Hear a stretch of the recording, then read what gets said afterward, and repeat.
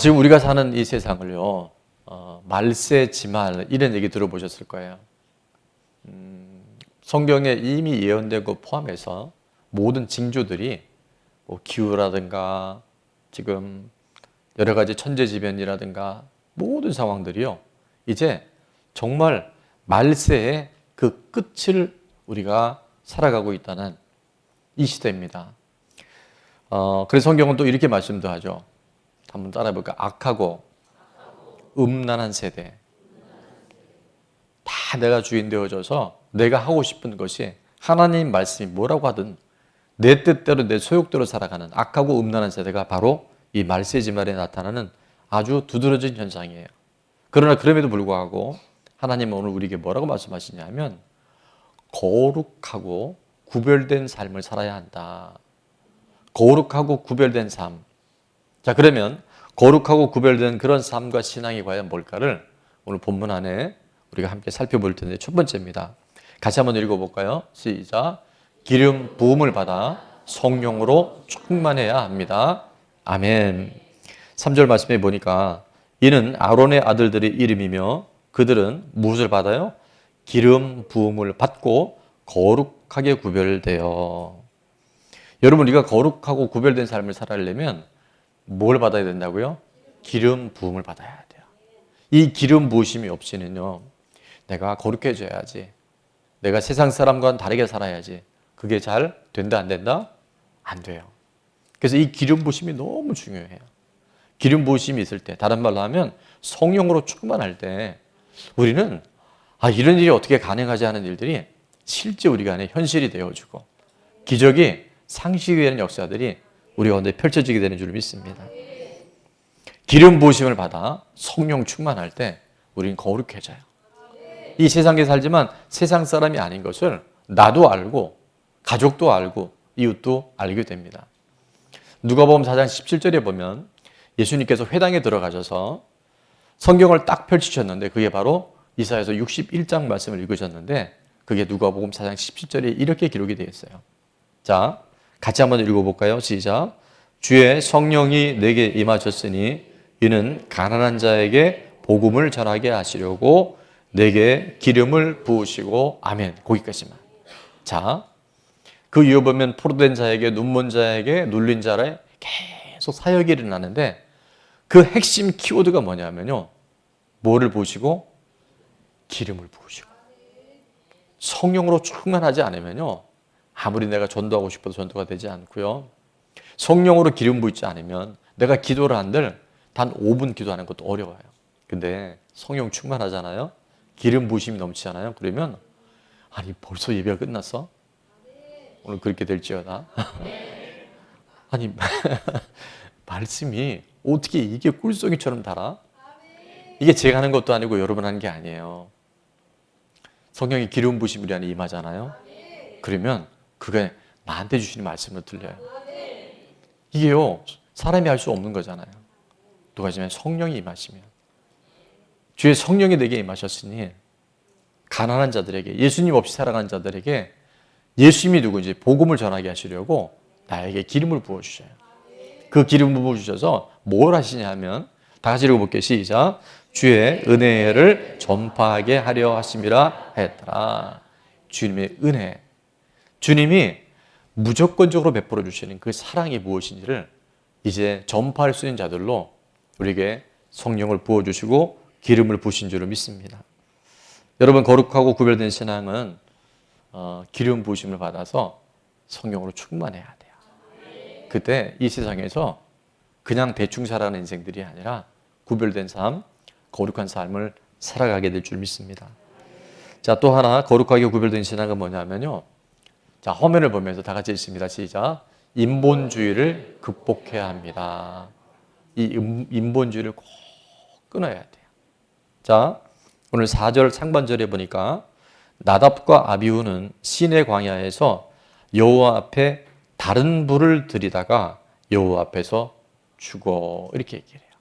다른 불을 들이다가 하나님 앞에 결국 사망하게 됩니다. 여호와의 불은 번제단의 불로만 제단의 불을 지펴야 하는데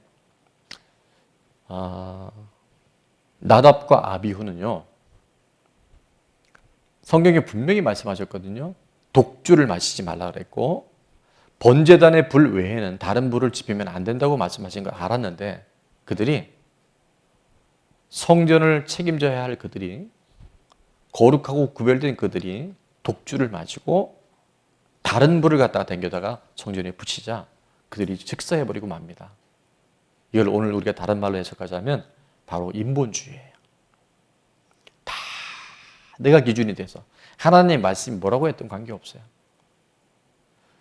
여러분, 정말 신앙이 무서운 것은 세상이나 마귀가 아니고요, 교회 안에 들어와 있는 인본주의입니다. 이 인본주의가 가장 영적 전쟁에 가장 무서운 분별해야 할 그런 대상인 거예요. 인본주의의 반대말이 뭘까요? 신본주의예요. 민수기 13장과 14장에 보면 약속의 땅 가나안 땅을 이제 눈앞에 두고 가데스 바냐라는 지역에서 각 지파의 대표 12명의 지파의 정탐꾼들이 그 땅을 40일 동안 다 관찰하고 이제 돌아와서 보고를 합니다. 12명의 정탐꾼 중에 무려 절대다수인 10명은 인본주의적 보고서를 써요. 자, 어떻게 썼는지 민수기 13장 32절에 보니까 이렇게 말씀합니다. 이스라엘 자손 앞에서 그 정탐한 땅을 뭐하여 이르되? 악평하여 이르되, 우리가 두루 다니며 정탐한 땅은 그 거주민을 삼키는 땅이요 거기 본 모든 백성은 신장이 장대한 자들이며. 여러분, 인본주의자들의 특징이 뭔지 아세요? 그 말이요, 부정적인 말을 해요. 소극적인 말을 해요. 원망하고 악평하는 말을 해요. 똑같은 상황인데도요, 인본주의자들은 부정적인 걸 봐요. 안 될 거를 미리 말해요. 그것이 하나님이 하실 일들을 가로막고 있는 거예요. 여러분, 이렇게 부정적인 말, 원망하는 말, 악평하는 말하는 사람과는 여러분이 거리 두기를 해야 됩니다. 왜 그런지 아세요? 믿음은 어디서 나면 들음에서 나요. 들음은 그리스도의 말씀을 통해서 우리 믿음이 무럭무럭 자라납니다. 근데 불평하는 말, 부정적인 말, 악평하는 말을 듣다 보면요, 내 믿음이 점점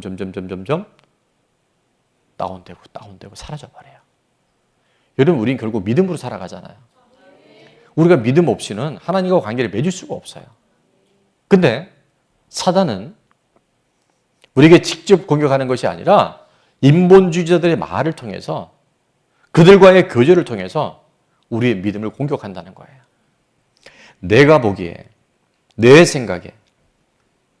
그런데 신본주의는요, 정반대입니다.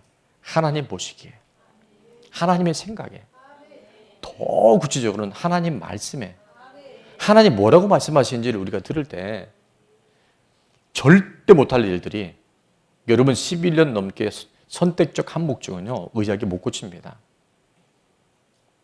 고칠 수는 있겠죠. 하나님 은혜가 임하면. 그러나 그것이 얼마나 힘든 일이겠어요. 그러나 신본주의자들, 하나님이 하시면, 하나님 말씀하시면 된다라고 믿는 사람들은요, 하나님이 되게끔 도와주셔요.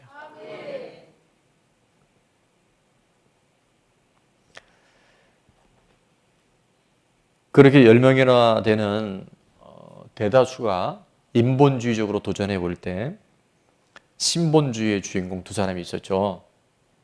누구와 누구였었어요? 여호수아와 갈렙입니다. 아주 절대 소수였는데 그 신본주의의 여호수아와 갈렙의 보고서는 민수기 14장 8절 9절에 나와 있는데 이렇게 되어 있습니다. 8절에 보니까 여호와께서 우리를 기뻐하시면, 여호와께서 우리를 기뻐하시면 우리를 그 땅으로 인도하여 들이시고 그 땅을 우리에게 주시리라.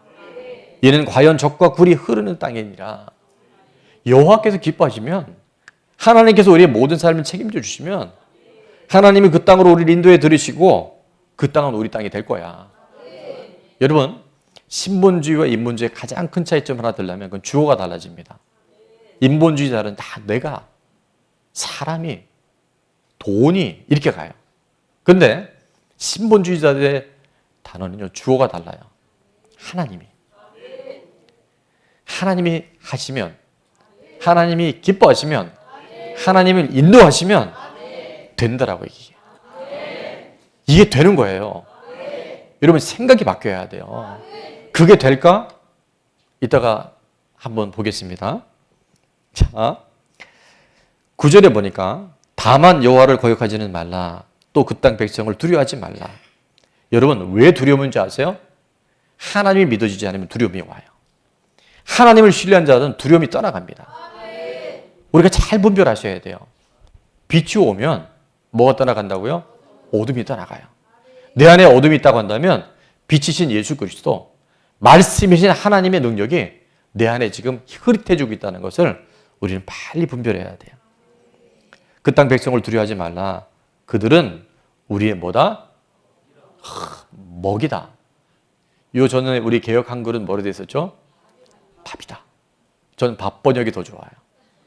그들은 우리의 밥이야. 하나님이 그렇게 우리를 이끌어 주시니까 니들이 다 안 된다 그래도 하나님 하시면 되잖아요. 그들의 보호자는 그들에게서 떠났고, 보십시오. 또 주어가 나오죠. 여호와는 우리와 함께 하시니라. 하나님이 함께 하셔서 그들을 두려워하지 말라라고. 그들은 담대하게 선포하는 줄 믿습니다. 자, 하나님이 기뻐하시면 그들은 우리의 밥이다. 시작. 하나님이 기뻐하시면 그들은 우리의 밥이다.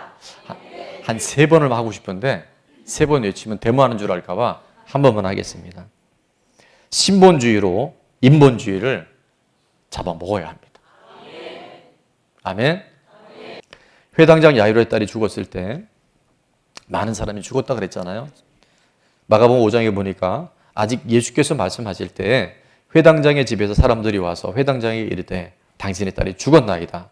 어찌하여 선생을 더 괴롭게 하나이까.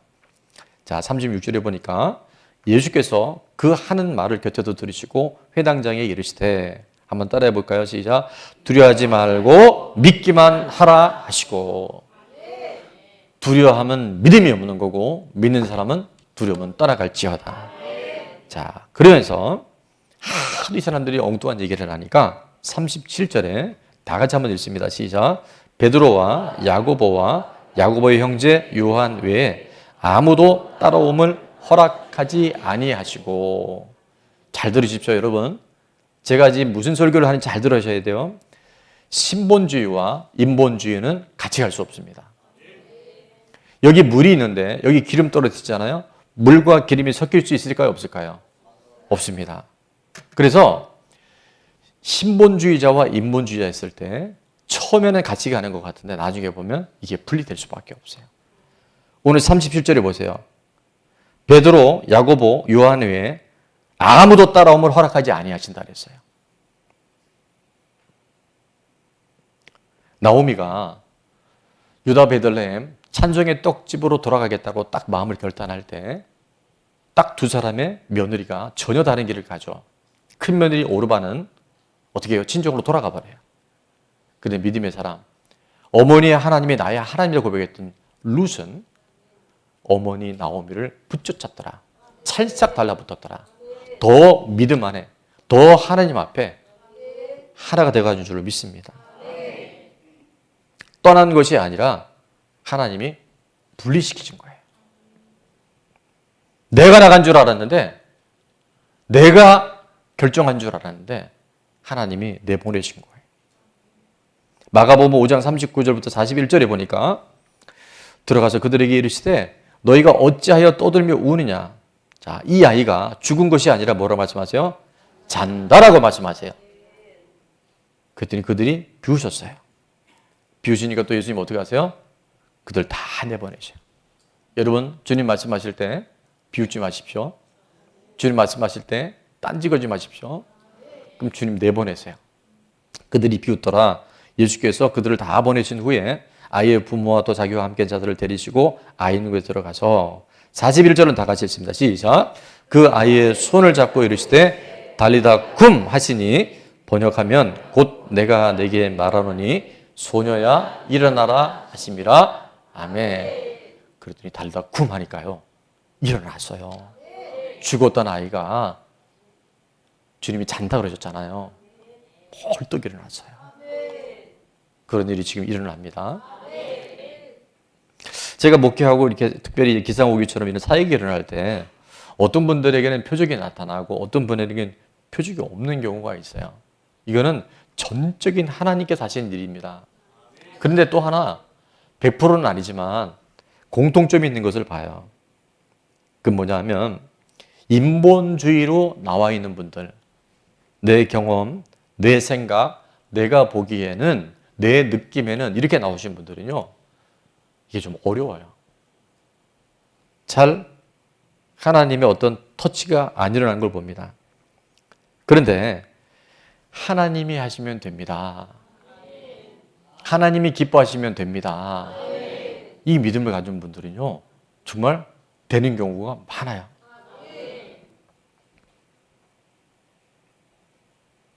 결국 내가 하나님에 대한 신뢰, 내가 하나님에 대해서 얼마나 확신을 갖느냐가 이렇게 중요해요. 오늘 말씀이 선포되어질 때 어떤 분들이 이 말씀을요, 지금 내가 요즘에 사업도 그렇고 하는 일들이 내가 인본주의로 갔구나. 그러면 하나님 기뻐하시면, 하나님이 하시면 이건 되는 거지 라고 갈아타잖아요. 그러면 그게 보이지 않는 세계인데요, 보이는 세계보다 더 힘있게 그 일이 이루어져요. 아멘. 인본주의에서 신본주의로 빨리 갈아타세요.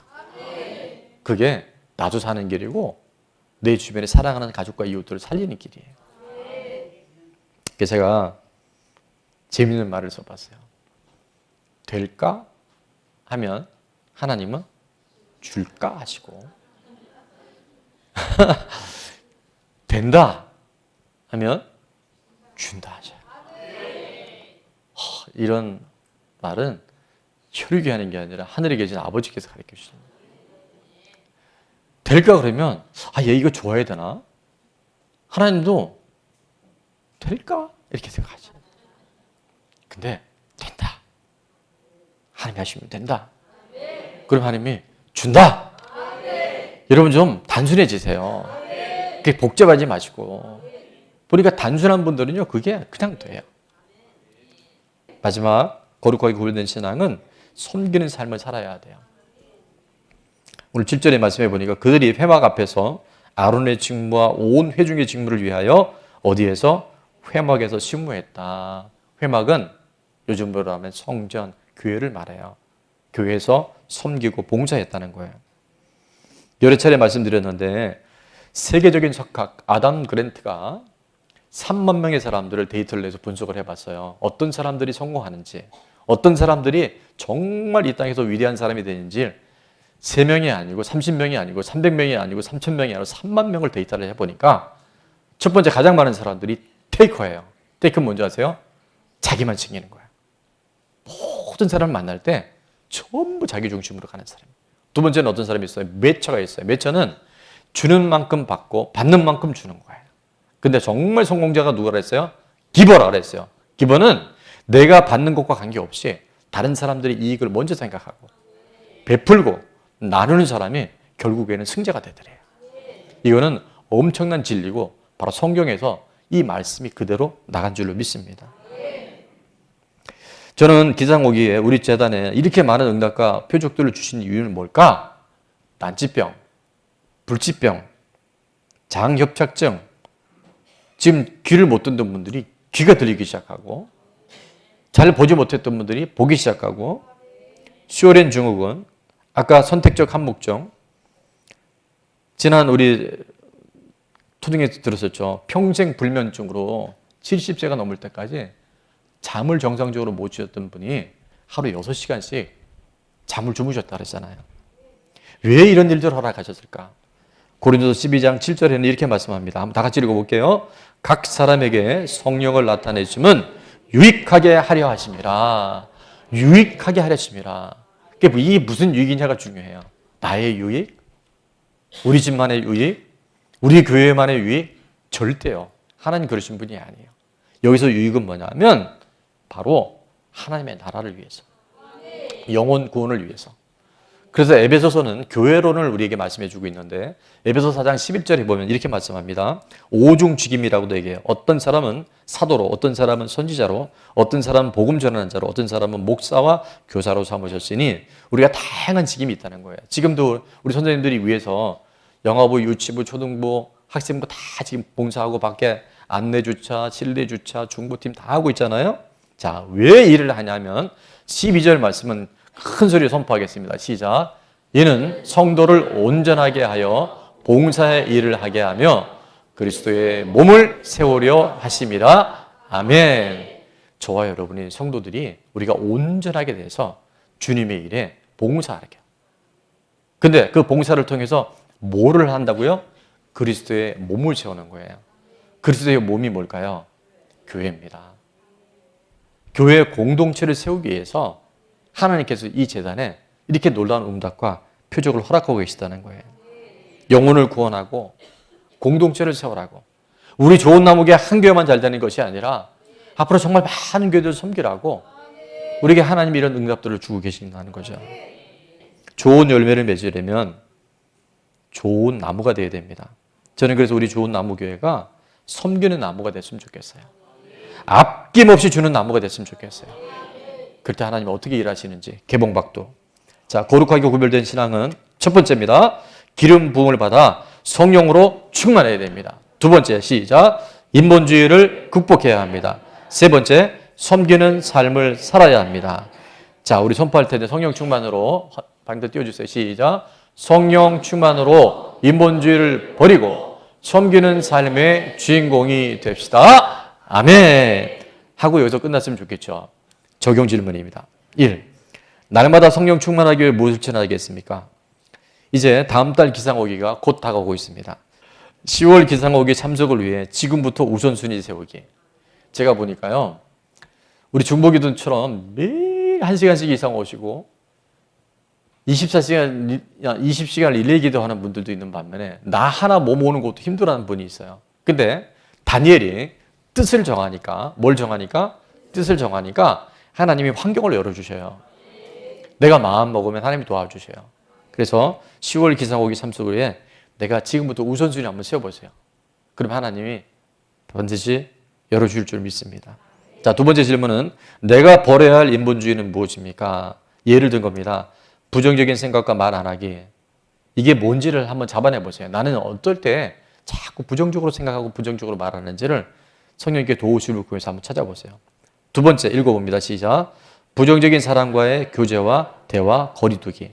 가급적 거리두기하고 끊으셔야 돼요. 아니면 내 믿음이 손해를 보기 때문에. 또 하나는 회색 지대에서 빠져나오기. 계시록에 보면 하나님이 참 싫어하는 사람이 있어요. 뜨겁든지 차갑든지 하라 그랬어요. 뜨겁지도 않고 차갑지도 않고. 저분이 죄송해요. 여기 그런 분이 없으니까 교회를 나오는가 싶었더니 안 보여요. 그래서 이제 안 나오시나 봤더니 또 나와. 이런 거.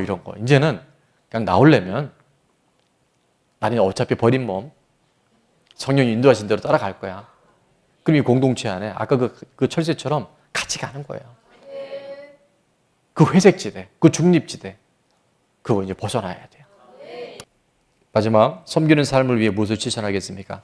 가정에서든 교회든 직장과 학교에서 지금 잘하고 계신 분들 많은데 그런데 내가 구체적으로 이런 부분들은 내가 교회에서는 잘하는데 집에서는 잘 못한다. 그러면 여러분이 한번 결단해 보세요. 하나님 도와줄 줄을 믿습니다.